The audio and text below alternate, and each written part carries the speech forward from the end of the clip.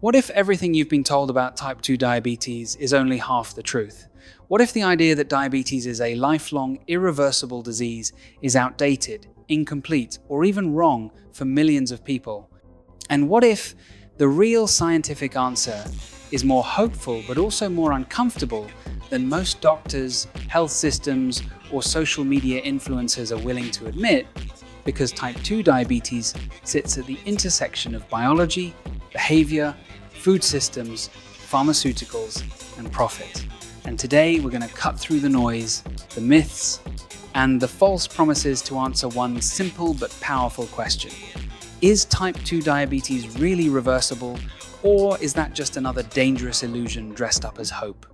To understand this properly, we need to be precise with language, because science cares deeply about definitions. And the word reversible is often used loosely online, sometimes irresponsibly. So let's start with what type 2 diabetes actually is, not what TikTok, Facebook ads, or miracle diet programs claim it to be. Type 2 diabetes is fundamentally a disease of insulin resistance, where your body still produces insulin, sometimes even large amounts of it, but your cells stop responding, effectively forcing the pancreas to work harder and harder until it begins to fail, leading to chronically elevated blood glucose levels that damage blood vessels, nerves, kidneys, eyes, and the heart. And this process develops slowly over years, often silently, long before diagnosis. Which is why so many people are shocked when they're finally told they have diabetes. But here's the critical scientific insight. In the early and middle stages of type 2 diabetes, the pancreas is not irreversibly destroyed, insulin production is impaired but not gone, and insulin resistance is not a fixed state, it is dynamic, influenced by fat distribution, liver metabolism, muscle glucose uptake, inflammation, sleep, stress, and diet, which means that under the right conditions, glucose control can return to non-diabetic levels. And this is not theory, this is documented in real clinical trials, including large peer-reviewed studies like the DIRECT trial in the UK, where significant weight loss through calorie restriction led to diabetes remission in a substantial proportion of patients, with many achieving normal HbA1c levels without medication for months or even years. But before we celebrate too early, we need to confront a critical distinction that often gets lost. Remission is not the same as cure.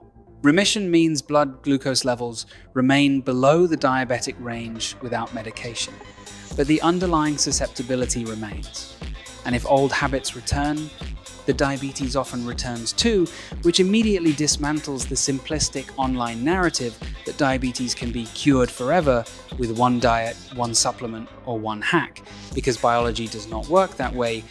And anyone promising a guaranteed permanent cure is either misunderstanding the science or deliberately misleading you.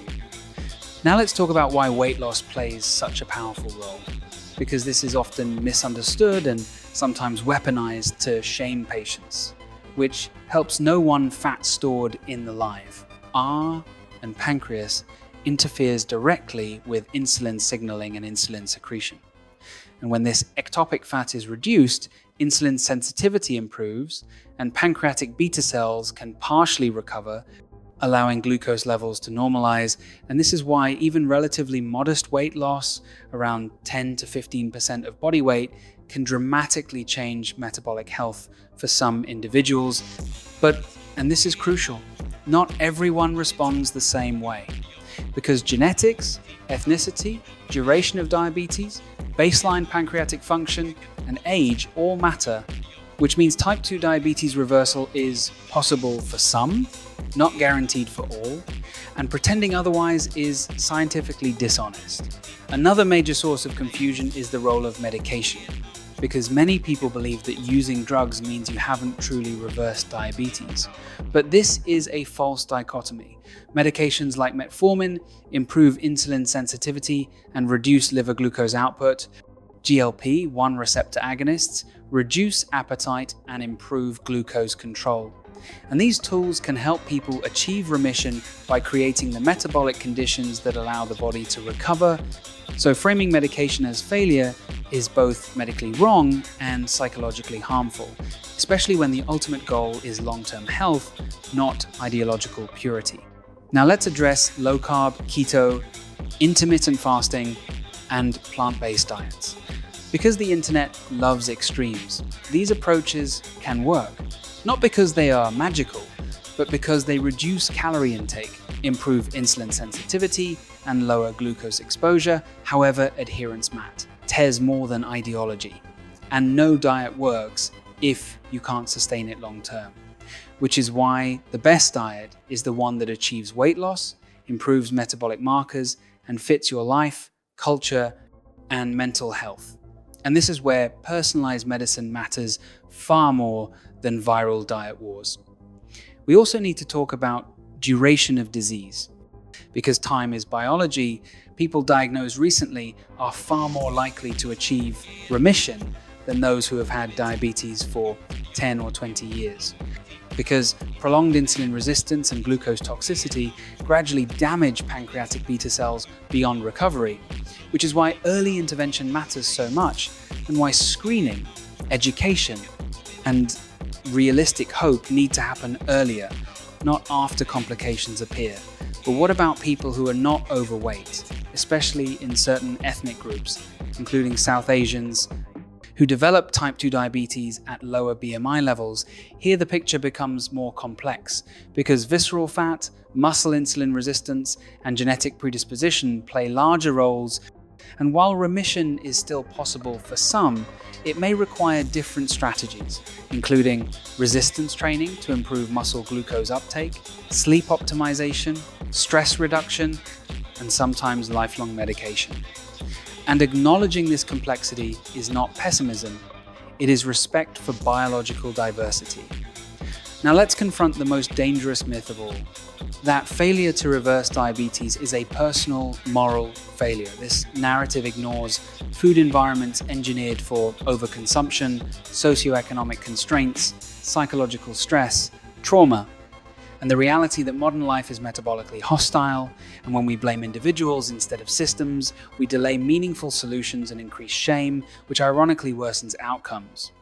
Scientifically speaking, the most accurate statement we can make is this: type 2 diabetes can enter remission in a significant proportion of people, particularly when addressed early, through sustained weight loss, lifestyle changes, and sometimes medication or surgery, but it is not universally reversible.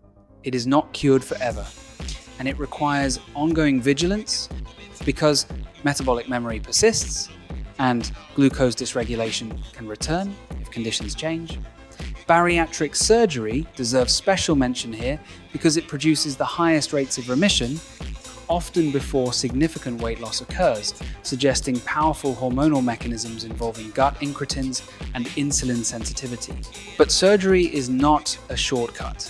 It is a serious medical intervention with risks, benefits, and lifelong implications. And it should be framed as a tool, not a miracle. So where does this leave patients who are watching this video, perhaps newly diagnosed, scared, angry, or overwhelmed? The honest answer is that you are not powerless, but you are not to blame, and you deserve clarity rather than hype. Because managing or reversing type 2 diabetes is not about perfection, it's about trajectory.